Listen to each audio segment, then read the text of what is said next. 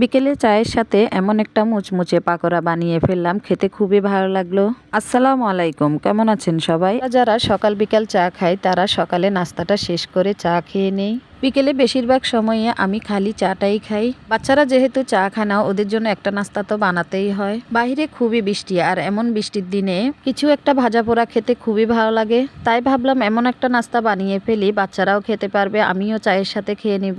আমি আজকে সজনে পাতার পাকোড়া বানাবো। এটা চায়ের সাথে খেতে খুবই ভালো লাগে। এখানে আমি কিছু সজনে পাতা পরিষ্কার করে ধুয়ে কুচো করে নিয়েছি। দিয়ে দিলাম 3 চামচের মতো বেসন, সাথে দিয়ে দিলাম 3 চামচ চাউলের গুঁড়ি।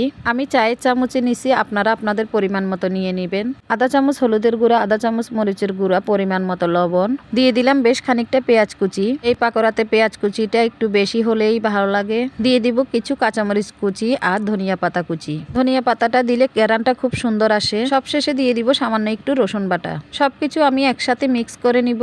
অল্প অল্প পানি দিয়ে আমি ভালোভাবে এগুলাকে মেখে নিব। খুব বেশি পানি দেওয়া যাবে না, এতে পাকোড়াটা বানানোর সময় ভেঙে যাবে।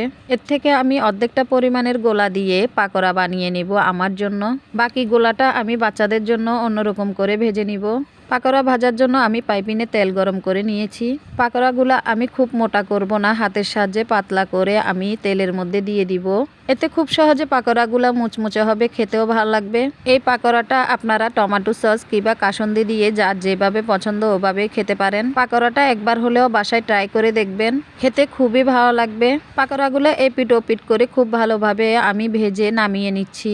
বৃষ্টির দিনে বিকেলবেলা চায়ের সাথে এমন একটা ভাজা পোড়া থাকলে খুবই ভালো লাগে। সজনে পাতার পাকোড়াতে খুব একটা মশলা ব্যবহার করা যায় না, এতে সজনে পাতার গুণাগুণটা নষ্ট হয়ে যায়। আমার এই ভিডিওগুলো যদি একটু ভালো লেগে থাকে, লাইক কমেন্ট শেয়ার করে দিবেন, ফলো দিয়ে আমার পাশে থাকবেন পরবর্তী ভিডিও দেখার জন্য।